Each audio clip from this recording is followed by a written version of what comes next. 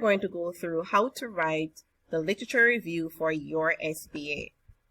Now, it is important to understand what the literature review is before we begin to write it. It is a summary, comparison, and evaluation of sources that are related to your topic. You will be summarizing, comparing, and evaluating sources. But don't get too worked up about that. We are going to go through some steps to consider before writing the actual literature review, which will ease the process of writing the literature review. Step 1. Sources. You already know what your problem statement is. You already know what your research questions are. Find sources related to those. The type of sources that you should be looking for are secondary sources, and these include books, articles, scholarly journals, and internet articles. It is preferred for you to use websites that end with .org, .edu, .gov, because it is less questionable when it comes to their credibility. It is okay to use websites that ends with .com, but just be careful. For example, blogs are not allowed to be used as a secondary source. You should take into consideration the author that has written the article. Step 2. As soon as you have located at least 4 different types, so you may have 5 sources, but they must be from at least 4 different types of sources, one of which should be a book. Make sure you jot down all the source details you need, such as the page numbers or paragraph numbers. This will make it better for you so that when you're writing the literature review, you don't scramble back to the website or to the book page or to the magazine page looking for the number or try guessing it, which is wrong, because you would have already written down the page number and the paragraph number when you were taking down the quote that you want to use or paraphrase. Step 3. Organize the ideas or theories of the sources into themes.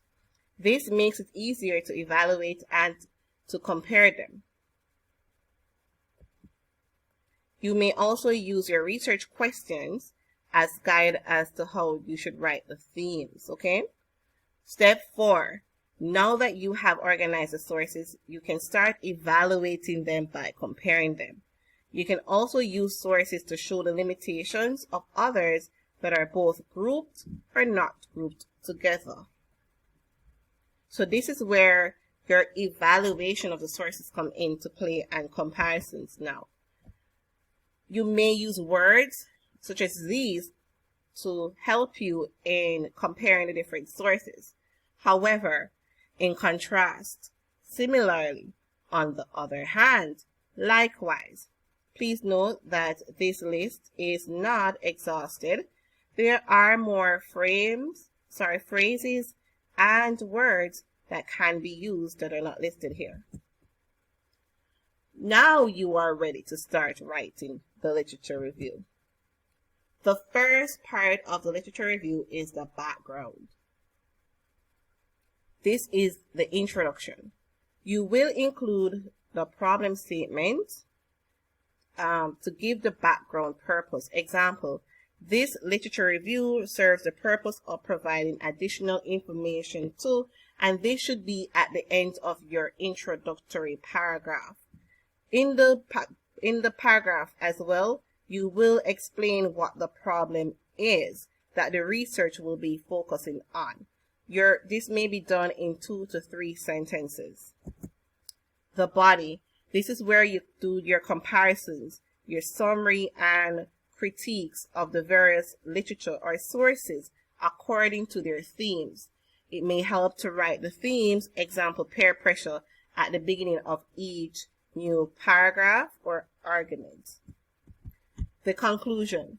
This is just a summary of everything that has been said in the body. It should not be the answer to your research. It should not be the answer to your problem statement. It is just a summary. Now, a big part of the literature review is the in-text citations. For Caribbean studies, we use the APA style referencing. Now, I will be providing you with some examples of how to use in-text citations APA style. For short quotes, you must cite the last name of the author along with the page number or paragraph number. That is, if you are directly quoting from a source. All right? And also the year of publication. So let me get into that. For example, here's one. According to Jones, that's the last name of the author, 1998, that is the year of publication. Students often had difficulty using APA style, especially when it was their first time, close quotation, and we have the page number in brackets. Now, the page number reference should begin with P dot, not PAGE, not PG, not PP, but P dot. You must do this in order to adhere to the APA style referencing. Another example of how to write a short quote using the APA style references is below. Jones, last name of author, 1998, the year of publication, found, and we begin the quotation. Students often had difficulty using APA style, and at the end of the quotation, well, following the end of the quotation, we have the page number P dot 199. Long quotes. Start the quotation on a new line, indented ½ inch from the left margin. That is, in the same place you will begin a new paragraph. Type the entire quotation on the new margin and indent the first line of any subsequent paragraph within the quotation ½ inch from the new margin. Now, this is an example of how the long quote should be aligned. Picture a paragraph right here.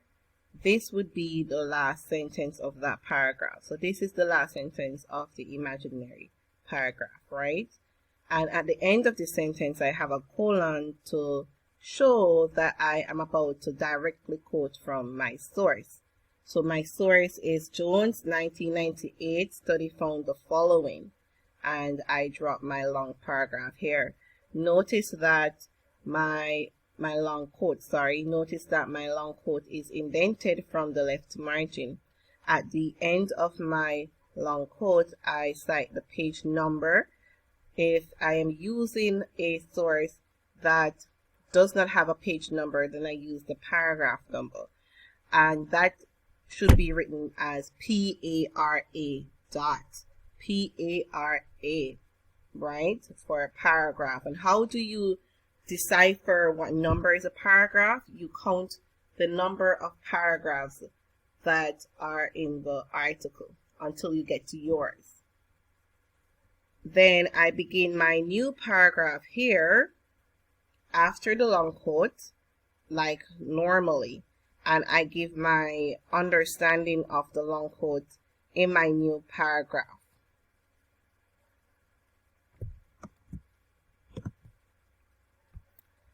You don't have to directly quote from the sources. You can also paraphrase.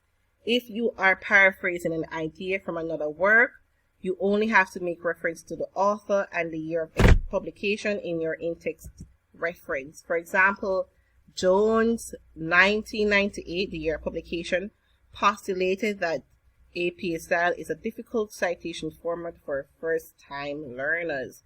Notice I do not have any quotation marks here because I am paraphrasing. These are not the exact words of my source, but I am paraphrasing what my source had said.